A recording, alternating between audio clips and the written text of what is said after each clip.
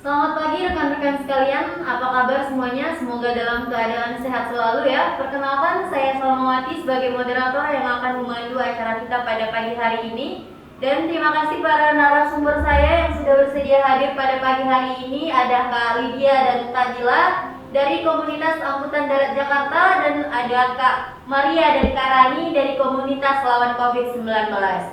Baik, tanpa membuang-buang waktu, kita akan membahas bagaimana kasus COVID-19 di Indonesia dalam beberapa hari terakhir. Menurut data dari detik.com, tanggal 20 Januari 2022, kasus COVID di Indonesia mencapai 2.116 kasus. Lalu, pada tanggal 21 Januari 2022, mencapai angka 2.604 kasus. Dan di tanggal 22 Januari 2022 menyentuh angka 3.604 kasus. Seperti yang kita ketahui bersama, ada varian baru yang bernama Omicron, di mana kasus ini sangat cepat menyebar dari satu ke orang yang lainnya. Yang dimana jika kita abai pada varian Omicron terbaru ini, mungkin saja akan memberlakukan larangan mudik kembali yang akan dilakukan oleh pemerintah. Baik, untuk Kak Lydia dan Kak Dila nih, selaku Komunitas Angkutan Darat Jakarta, bagaimana jika seandainya aturan pemerintah terkait larangan mudik 2022 diberlakukan kembali? Ya, terima kasih sebelumnya sudah mengundang kami ke sini. Kalau menurut saya pribadi nih, menanggapi bagaimana larangan mudik di tahun yang akan mendatang, which is tahun ini ya, di 2022. Kalau menurut saya pribadi, jujur aja ya, sangat berdampak bagi bisnis kami, di mana 2 tahun terakhir ini kami tidak bisa membayar karyawan kami, dan itu sangat menurun drastis dari pendapatan kami. Iya, jadi karena dampak 2 tahun ini kita harus merumahkan beberapa karyawan-karyawan kita karena efek dari kebijakan pemerintah yang harus mengurangi mobilitas masyarakat. Nah, bayangin aja nih, kita udah 2 tahun gak ada pemasukan, di mana kita juga punya karyawan, mereka punya anak, punya istri. Dan bagaimana kalau misalkan larangan mudik masih diberlakukan lagi? Gimana nasib dengan perusahaan kami? Baik, terima kasih tanggapannya Kak Lydia dan Kak Dila. Bagaimana nih tanggapan dari Komunitas Lawan COVID-19 mengenai tanggapan yang sudah diberikan oleh Kak Lydia dan Kak Dila? Terima kasih atas waktu dan kesempatan yang telah diberikan. Menurut saya, lonjaknya kasus di Indonesia ini karena kelalaian masyarakat itu sendiri, kurang pedulinya atas prokes, dan mulai semakin berkerumunan. Nah, itu dia. Jadi lonjakan kasus tuh kenapa terjadi sih? Yaitu sebenarnya secara tidak langsung ya karena masyarakat itu sendiri gitu. Artinya memang masih ada masyarakat yang abai terhadap kebijakan yang telah dibuat pemerintah. Contohnya, meskipun sudah ada surat edaran Satgas Penanganan COVID nomor 13 tahun 2021 tentang larangan mudik dan pengetatan perjalanan, nyatanya tanggal 12 Mei 2021 masih ada 1,2 juta pemudik yang meninggalkan Jabodetabek untuk mudik ke kampung halamannya. Nah, terbukti itu bagaimana masyarakat abai tentang kebijakan yang dibuat pemerintah, padahal ya kebijakan itu adalah upaya pemerintah untuk menanggulangi penyebaran COVID-19 di Indonesia. Oke, jadi menurut Komunitas Lawan COVID, lonjakan kasus itu terjadi karena abainya dari masyarakat itu sendiri ya. Baik, balik lagi nih pada opini Kak Lydia dan Kak Dila mengenai surat edaran yang sudah disebutkan oleh Komunitas Lawan COVID. Oke, menurut kami di sini terjadi ketidakadilan melalui surat edaran itu, di mana mudik dilarang tapi wisata tuh boleh. Itu gimana? Sedangkan kita kan nggak tahu ya di wisata itu apa mereka menerapkan 3M, pakai masker, cuci tangannya gimana. Oke, jadi menurut Kak Lydia mengenai surat edaran itu terjadinya ketidakadilan ya, karena wisata boleh sedangkan mudik nggak boleh. Apalagi di wisata itu tingkat penyebaran itu bahkan lebih tinggi ya. Ya, betul banget tuh. Baik, opini oleh pihak lawan COVID-19 nih mengenai wisata boleh nih, tapi kok mudik nggak boleh gitu. Oke, mengapa sih tempat wisata itu boleh dibuka pada saat Lebaran 2021? Itu pertama, tempat wisata yang dibuka adalah yang lokasinya di zona hijau dan zona kuning. Selain itu, pemerintah juga membatasi kapasitas pengunjung yang hanya 25% dari kapasitas pada umumnya. Dan pertimbangan selanjutnya adalah pemerintah menyadari bahwa di dalam satu tempat wisata itu ada banyak pedagang ataupun orang-orang yang menggantungkan hidupnya di tempat wisata tersebut, yang mencari nafkah dari tempat wisata tersebut. Itulah sebabnya masih dibuka agar ekonomi di Indonesia juga terus berjalan dan tidak mati.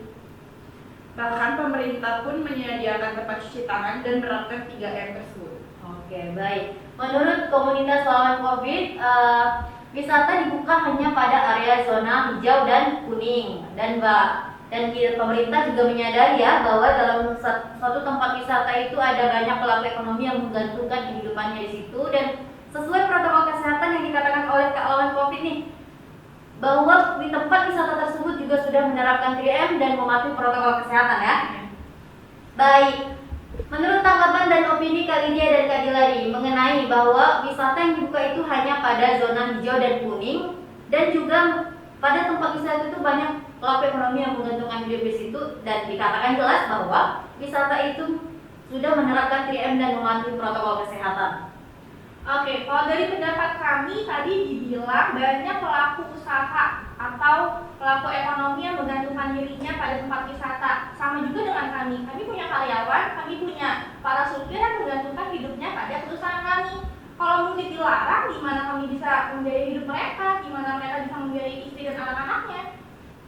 Seperti yang kita tahu tadi ada kakak-kakak bilang kalau misalkan di tempat wisata ini mereka juga menerapkan 3M dan tempat cuci tangan dan lain sebagainya. Di transportasi kita ini juga kita sebelum berangkat harus dipastikan nih dia itu negatif. Mereka harus PCR juga, terus social distancing. Nggak mungkin dong mudik duduknya kemana-mana, mereka jalan-jalan kemana-mana kan nggak mungkin. Baik, bagaimana menurut tanggapan oleh pihak komunitas lawan COVID nih terkait bahwa komunitas angkutan darat Jakarta, mereka juga menerapkan 3M dan juga melakukan social distancing, bahwa juga mereka sudah melakukan PCR bahwa yang ingin mudik juga harus dipastikan negatif, dan mereka juga punya pelaku ekonomi nih. Gimana tuh? Ya, untuk menanggapi dari komunitas angkutan darat Jakarta, sebenarnya selain di aturan mudik itu, aturan tersebut juga diberlakukan di tempat wisata, di mana selain kapasitasnya dibatasi, itu juga harus daftar dulu via online. Jadi kan bisa lebih diatur dan dikendalikan. Selain itu juga harus sudah vaksin COVID-19, dan anak kecil serta orang-orang tua juga belum diperbolehkan untuk masuk ke tempat wisata karena dikenal akan rentan. Nah, untuk angkutan travel itu penumpang itu kan berada di ruang yang tertutup dan sempit ya. Jadi kan kemungkinan untuk penularannya juga tinggi, karena kita nggak tahu imun seseorang itu kan entah, nggak mungkin juga dia tutup masker terus sampai dia di kampungnya, entah dia mau minum, mau makan, bahkan mau tidur. Nah, selain itu ya kita nggak pungkiri ya, maksudnya selain dari supir-supir transportasi darat tersebut yang terdampak, pasti juga pedagang-pedagang yang belum sepenuhnya boleh berdagang itu juga berdampak. Namun pemerintah juga mengeluarkan aturan Kepmensos nomor 161/HUK/tahun 2020 itu tentang bantuan untuk korban yang terdampak COVID. Itu antara lain ada PKH, program Keluarga Harapan, BST, bantuan sosial tunai, juga ada bantuan sembako atau bantuan non tunai. Ini bukti bahwa upaya pemerintah untuk menanggulangi COVID itu tidak hanya membatasi mobilitas masyarakat, tapi juga ikut pemerintah tidak tutup mata, tapi juga pemerintah ikut membantu memberikan bantuan terhadap masyarakat yang terdampak, entah putus hubungan kerja atau mungkin nggak bisa mencukupi kebutuhan ekonominya. Baik, terima kasih tanggapannya oleh komunitas lawan COVID-19. Terkait tanggapan oleh komunitas angkutan darat Jakarta ini, bahwa pemerintah juga memberikan bantuan kepada masyarakat kecil menengah ke bawah, bahwa diberikannya bansos dan bantuan lain-lain. Gimana menurut kakak? Ya kita sih cuma pengen tahu aja ya apa yang tadi disebutkan di situ Merata atau tidaknya itu bukan wewenang kami untuk menjawab. Kembali lagi karena kami bukan pihak yang langsung terjun ke lapangan gitu kan ya. Dan ya walaupun menurut kami tidak 100% merata, tapi at least sudah ada masyarakat yang mendapatkan Oke, baik. Jadi menurut kakak, menurut kedua belah pihak nih, harapannya apa sih pada tahun 2022 ini mengenai kasus COVID-19 di Indonesia ini, apalagi sekarang maraknya kasus Omicron yang terbaru ya. Dari Kak, komunitas angkutan darat Jakarta dulu nih, harapannya apa? Oke, kalau harapan kami pribadi sih, kami berharap untuk mudik di tahun 2022 tidak dilarang ya. Dan kami juga berharap pemerintah lebih adil lagi nih melihat kami, dimana kami nih ramai di momen-momen tertentu aja. Mungkin bisa dilebih ratakan lagi ya bansos-bansosnya juga. Baik. Menurut harapan dari Kak komunitas lawan COVID-19 nih? Harapannya pertama dari saya adalah sesuai nama komunitas kami lawan COVID.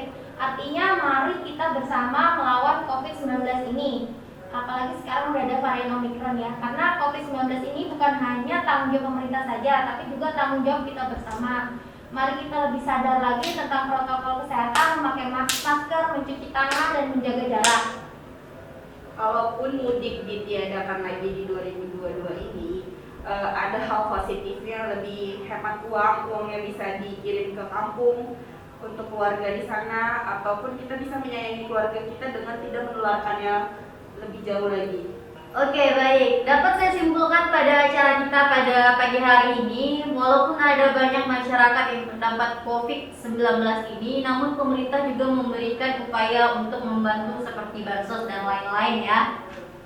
Karena harapan kita pada tahun ini, seperti yang kita tahu, karena kasus Omicron yang kian meningkat, masyarakat seharusnya menyadari untuk lebih membatasi mobilitas yang kurang perlu, seperti ke tempat wisata dan pusat perbelanjaan dan lain-lain. Karena kita harapkan bersama bahwa lonjakan kasus COVID-19 2022 ini tidak terjadi ya, agar kita bisa melaksanakan mudik lebaran. Baik, terima kasih sudah mengikuti acara kita pada pagi hari ini. Saya selaku moderator mengucapkan terima kasih dan mohon maaf apabila terdapat kesalahan kata. Saya akhiri, selamat pagi dan tetap semangat.